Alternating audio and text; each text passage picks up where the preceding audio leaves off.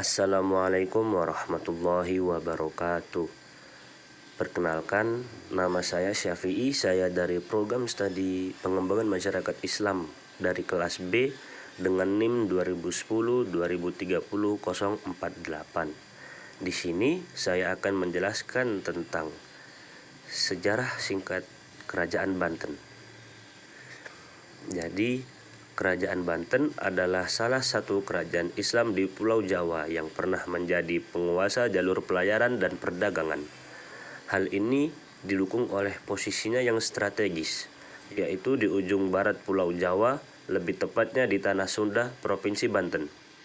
Kerajaan Banten didirikan oleh Syarif Hidayatullah atau Sunan Gunung Jati pada abad ke-16. Kendati demikian, Sunan Gunung Jati tidak pernah bertindak sebagai raja. Raja pertama Kesultanan Banten adalah Sultan Maulana Hasanuddin yang berkuasa antara 1552 sampai 1570 Masehi. Sedangkan masa kejayaan Kerajaan Banten berlangsung ketika pemerintahan Sultan Ageng Tirtayasa pada tahun 1651 sampai 1683 Masehi. Sultan Ageng Tirtayasa berhasil memajukan kekuatan politik dan angkatan perang Banten untuk melawan VOC. Hal itu pula yang kemudian mendorong Belanda melakukan politik adu domba hingga menjadi salah satu penyebab runtuhnya Kerajaan Banten. Sebelum periode Islam, Banten adalah kota penting yang masih dalam kekuasaan Pajajaran.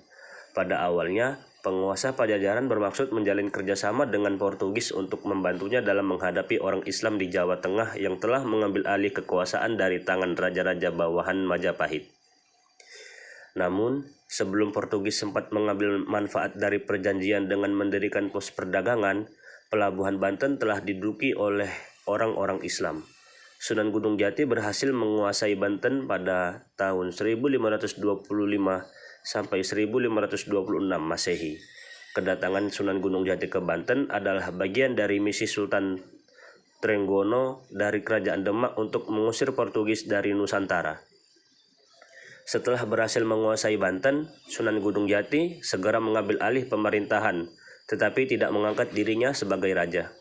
Pada tahun 1552 Masehi, Sunan Gunung Jati kembali ke Cirebon dan menyerahkan Banten kepada putra keduanya, Sultan Maulana Hasanuddin. Sejak saat itu, Sultan Maulana Hasanuddin resmi diangkat sebagai raja pertama Kerajaan Banten. Perkembangan agama Islam dan kehidupan sosial Kerajaan Banten.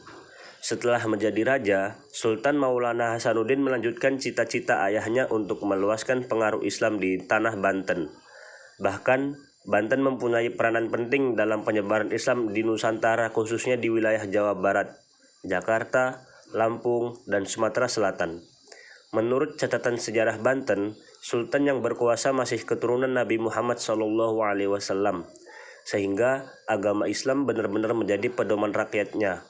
Meski ajaran Islam memengaruhi sebagian besar aspek kehidupan masyarakatnya, telah menjalankan praktik toleransi terhadap pemeluk agama lain. Terlebih lagi, banyak orang India, Arab, Cina, Melayu, dan Jawa yang menetap di Banten.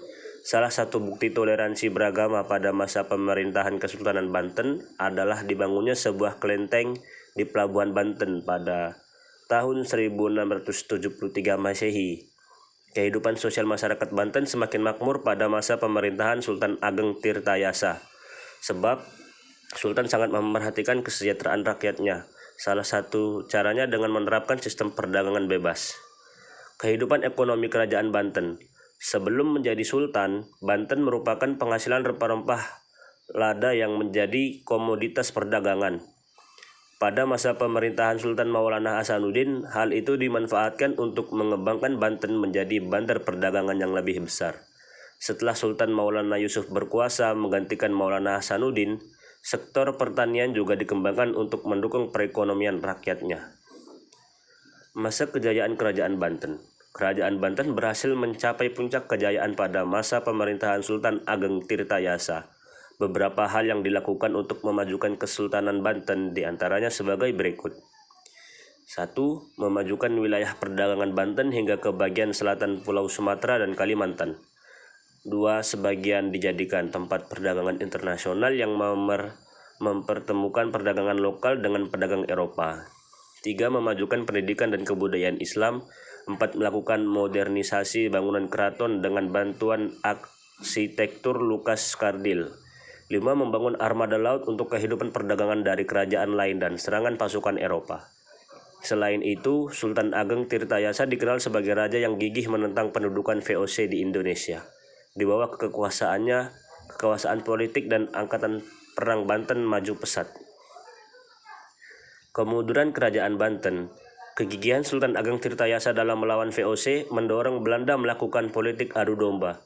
Politik adu domba ditujukan kepada Sultan Ageng Tirtayasa dengan putranya, Sultan Haji, yang kala itu sedang terlibat konflik. Siasat VOC pun berhasil, hingga Sultan Haji mau bekerja sama dengan Belanda demi meruntuhkan kekuasaan ayahnya. Pada tahun 1683, Sultan Ageng Tirtayasa ditangkap dan dipenjara sehingga harus menyerahkan kekuasaannya kepada putranya.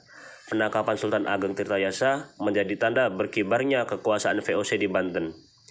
Meski Sultan Abu Nasar Abdul Qohar atau Sultan Haji diangkat menjadi raja, tetapi pengangkatan tersebut disertai beberapa persyaratan yang tertuang dalam Perjanjian Banten. Sejak saat itu, Kesultanan Banten tidak lagi memiliki kedaulatan dan penderitaan rakyat semakin berat. Dengan kondisi demikian, sangat wajar apabila masa pemerintahan Sultan Haji dan sultan-sultan setelahnya terus diwarnai banyak kerusuhan, pemberontakan, dan kekacauan di segala bidang. Perlawanan rakyat Banten terhadap VOC berlangsung hingga awal abad ke-19. Untuk mengatasi hal itu, pada 1809 Masehi, Gubernur Jenderal Daendels menghapus Kesultanan Banten. Peninggalan Kerajaan Banten ada 5. 1. Masjid Agung Banten. 2. Masjid Kasunyatan. 3. Benteng Keraton Surosowan. 4. Masjid Pacinan. 5. Benteng Spelwijk. Mungkin itu saja yang dapat saya sampaikan tentang Kerajaan Banten. Apabila ada salah kata, saya mohon maaf yang sebesar-besarnya. Wassalamualaikum warahmatullahi wabarakatuh.